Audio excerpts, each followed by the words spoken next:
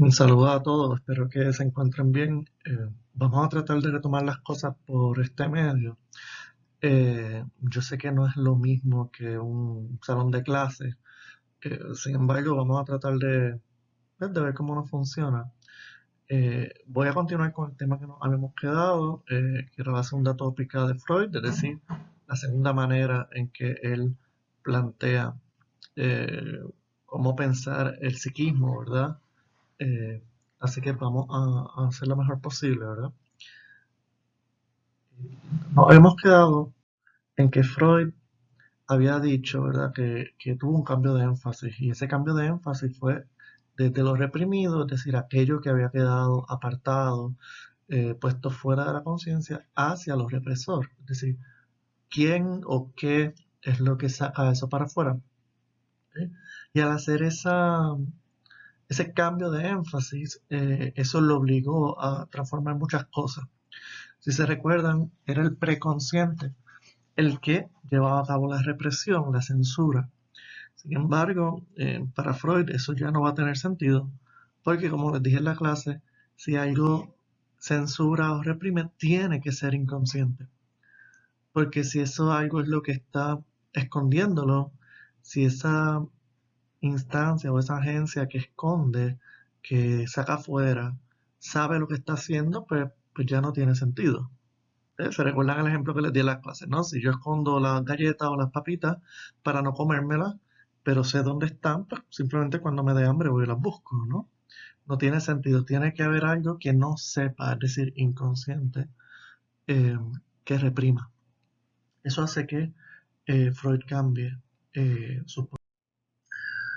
Si se recuerda, al principio teníamos simplemente el inconsciente donde quedaba lo reprimido, algo que nunca llegaba a entrar a la conciencia.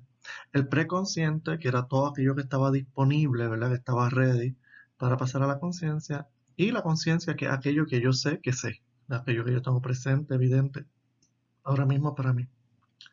Eh, Esto le funcionó a Freud por un tiempo, sin embargo, ahora cambia. Lo dije, una de las cosas que va a cambiar es que el yo, esa dimensión, ese agente represor, tiene que ser también inconsciente. Freud va a empezar entonces la pregunta por el yo, ¿verdad? Y sus indagaciones van a ir ahora desde el yo. Y este yo básicamente va de la mano de lo que habíamos visto con Alpert, ¿no? Está vinculado a la conciencia, es el encargado de la conciencia, eh, está encargado de el ejercicio de integración, de síntesis, de la coherencia, es una representación de uno mismo, ¿verdad? De una totalidad íntegra. Eh, el yo, digamos, como ideal va por ahí, el yo en su función va por ahí, que es lo que Alpert y las teorías de personalidad eh, clásicas, ¿verdad? O que todavía también de las teorías de personalidad más, eh, menos críticas, por decirlo de alguna manera, sostienen. Sin embargo, Freud descubre que esas represiones tienen que venir del yo, es decir, el yo tiene un lado que reprime eh, y es el yo el que está en constante conflicto. ¿Ok? Sin embargo, como ya indiqué, tiene que haber una dimensión inconsciente de ese yo y eso cambia todo. Ahora este yo tiene que también ser inconsciente y no podemos quedarnos con inconsciente, preconsciente, conciencia, sino que hay que matizar las cosas. Y así que el problema con el que Freud se encuentra es que hay muchos tipos de inconsciente dinámicamente hablando, es decir, como él había hablado del inconsciente, ¿no? Hay muchos tipos de inconscientes que no simplemente son que yo no lo sé, no es que son automáticos, sino que son cosas que pasan sin que lo sepamos y tienen efectos y tienen su propia lógica. eh, Van a haber varios tipos de inconscientes que eh, todos tienen que ver con estas nuevas eh, instancias. El ello va a ser inconsciente, lo voy a definir ahora. El yo va a ser inconsciente parcialmente. Y el super yo va a tener también una dimensión inconsciente. Entonces, esta nueva tópica, ello, yo, super yo, tiene que ver con que hay muchos inconscientes o muchos elementos inconscientes que operan de manera distinta. la más fundamental que Freud va a trabajar y que es lo más cercano a lo que él había llamado antes inconsciente, es decir, ese lugar donde están las pulsiones, los deseos, esta dimensión irracional, donde no hay contradicción, donde no hay tiempo y todas estas cosas raras que habíamos dicho, ¿no? Ahora, en lugar del inconsciente, él le va a llamar el ello, ¿ok? Y el ello va a ser la fuente de energía de todo el aparato psíquico, ¿no? Para que algo funcione, para que algo se mueva, la energía viene del ello, que tiene que ver con esos empujes o pulsiones eh, que tiene el psiquismo o la mente, como le quieran llamar, en su relación con el cuerpo. ¿Okay? Así que en el ello van a estar los representantes de la pulsión y de los deseos, que es lo que nos mueve. Si no, no nos moveríamos. ¿No? En el ello también Freud va a decir que va a quedar lo reprimido, eh, un poco cercenado. Más adelante van a ver un diagrama. El ello es una frase, o esa denominación, una frase que utiliza Freud de un colega que se llama Grodek. Y Grodek lo que plantea, siguiendo a Nietzsche, es que nosotros no vivimos, no es que yo vivo el amor, sino que cuando yo estoy enamorado, por ejemplo, o cuando tengo un deseo sexual, un deseo violento, yo soy vivido por ello, yo soy casi un espectador de eso.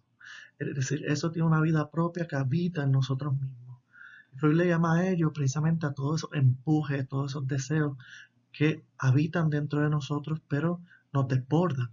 No son del yo, no son nuestros, no están bajo nuestro control, aunque tratemos de lidiar con ellos, sino que es una dimensión impersonal que habita dentro de nosotros. ¿Okay? Por eso es ello, es impersonal. Eso va a ser importante porque Freud se está centrando en el yo, pero no puedo hacerlo de entrada porque al inicio no está el yo. Cuando el chiquito nace no está el yo.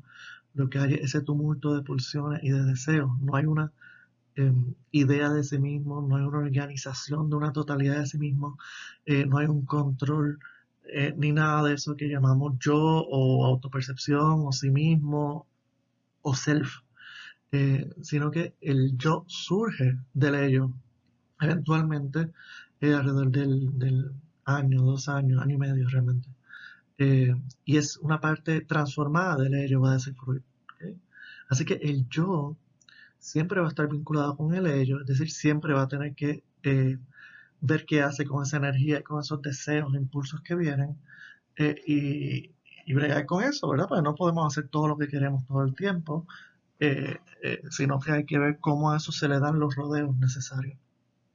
Eh, Así que vemos que el yo no es lo primero que está, y ya cuando aparece el yo, ya está sometido, dividido, no es íntegro, no es total, ¿okay? Sino que es una parte más del psiquismo que tiene una función particular, que es la de trabajar con la realidad, con el mundo externo. Sin embargo, no, eso no es el único descubrimiento que hace Freud en esta época, sino que él va a plantear que el yo surge del ello, es decir, una división del ello, pero el yo también se divide el mismo. Es decir, hay una parte del yo, perdón, que se transforma. Eh, para Freud eso va a tener que ver con el complejo de Edipo, y no sé qué saben del complejo de Edipo, podemos dialogarlo en el foro que está en Moodle, pero el complejo de Edipo tiene que ver para Freud con digamos, este conflicto que ocurre en el sujeto, en la infancia, donde él tiene que ver qué hace con los deseos amorosos y sexuales hacia sus figuras parentales, principalmente la madre.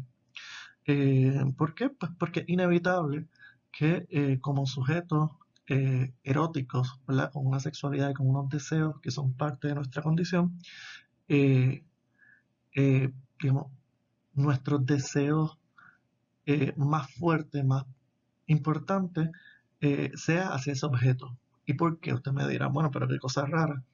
Pero no, al revés, sería raro que no fuera así. Eh, Quien ocupe la función materna o de cuidado, de cuidador, etcétera, es la persona más importante para la supervivencia, para el psiquismo, para la inserción en la cultura, una figura que no tiene comparación. Eh, y realmente lo extraño sería que esa figura tan importante no sea el centro de nuestras emociones, de nuestro deseo, de nuestra afectividad. Así que problema con el que todos nos enfrentamos a esa edad es cómo no caer, en no sucumbir al deseo incestuoso, es decir, cómo soltar ese objeto que no tiene comparación. Y ahí es donde viene la ley, ahí es donde viene la interiorización de la ley como en la forma del super yo. Todas las leyes, todas las culturas, perdón, tienen una ley principal que es la ley de la prohibición del incesto, sin eso no hay cultura. Y eso se va a hacer a través de la prohibición de la ley que para Freud viene del padre y del complejo de castración. En el fondo el chiquito va a soltar a la madre, ¿verdad? Acatando la ley, primero por un miedo externo al padre, pero luego se va a identificar con él y esa ley se va a interiorizar. El niñito se va a identificar con el padre y con su posición de portador de la ley o de representante de la ley. eh, y ya no va a hacer las cosas por miedo a que le hagan, lo castiguen o lo que fuera, sino que ahora el castigo, por decirlo de alguna manera, va a ser interno. ¿Okay? Y así es que nace el super yo. El super yo surge por una identificación con el padre que ocurre en el yo, que es tan fuerte que se separa, se hace autónoma, se distingue del yo y lo somete. Así que el super yo va a ser una parte del psiquismo que tiene sus propias leyes, no es parte del yo, sino que se separa del yo y va a ser el representante de la ley, pero de una ley muy particular que va a querer que cumplas con los ideales, con lo que se supone que tú seas. ¿Verdad? El problema es que eso no es como el angelito de los, ¿verdad? De los muñequitos, sino que tiene que ver más con una dimensión insensata, bien severa de la ley. Lean el texto de María de la Paz Ferrán, que está en Moodle, para que vean, ¿verdad? Que es más el ángel del sufrimiento que un angelito, ¿verdad? Así, bueno, si el yo no cumple los mandatos del super yo, va a ser atacado o castigado, por decirlo de alguna manera, con angustia moral, es decir, con culpa. ¿Okay? La culpa que viene del super yo, provocada por el super yo, puede ser tanta que mueva al sujeto al suicidio. ¿Okay? Así que el super yo no, esta instancia bonita, buena, etcétera, tiene su función social, pero también, sobre todo, carga con los excesos. Así que vemos que entonces el psiquismo, la manera en que Freud lo divide, esta segunda división, tiene que ver con cómo poner las cosas en su lugar. Ya no basta simplemente con inconsciente, preconsciente, conciencia, sino que ahora va a haber yo, super yo, todos con una parte inconsciente, pero también con elementos preconscientes o conscientes, ¿no? Entonces, lo que nos interesa aquí es que Freud lo que descubre es que hay una gran división, que no somos individuos. Eh, y no solamente no estamos divididos, sino que no hay una integración total o una síntesis, sino que lo que hay es un conflicto. El yo para Freud es un siervo, un esclavo, y tiene tres amos. Estos tres amos son el mundo externo, es decir, con sus peligros, la realidad, hay que protegerse con lo que pasa afuera, ¿no? El ello y lo que proviene por dentro. Me imagino que ahorita, por ejemplo, con el complejo de Edipo, todos ustedes dijeron, no, pero yo no tengo deseo hacia mis padres, que eso del incesto, UFO, etcétera. Eh, hay cosas que vienen de adentro que son igual de intolerables que las amenazas externas, de hecho, las principales. Y el super yo con sus exigencias morales, y que si no lo hago, y qué pasa, y me siento culpable, etcétera. eh, el yo va a tener que lidiar con esos tres elementos.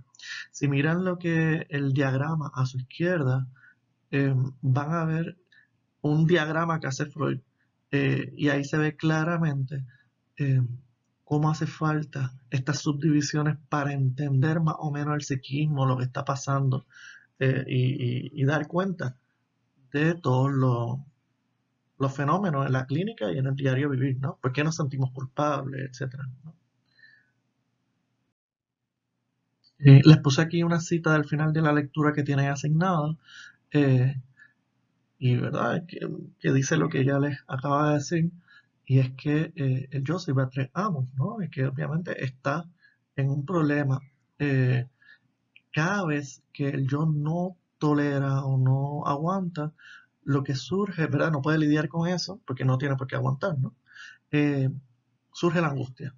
Así que la angustia moral, la angustia neurótica, la angustia realista es la señal de ese conflicto, no a la integración, no una falla, sino de que eso es así, hacemos lo que podemos con lo que tenemos, eh, pero nadie se limpia o se purifica de esa angustia, ¿no? Sino que tratamos de cómo hacer lo mejor de ese conflicto.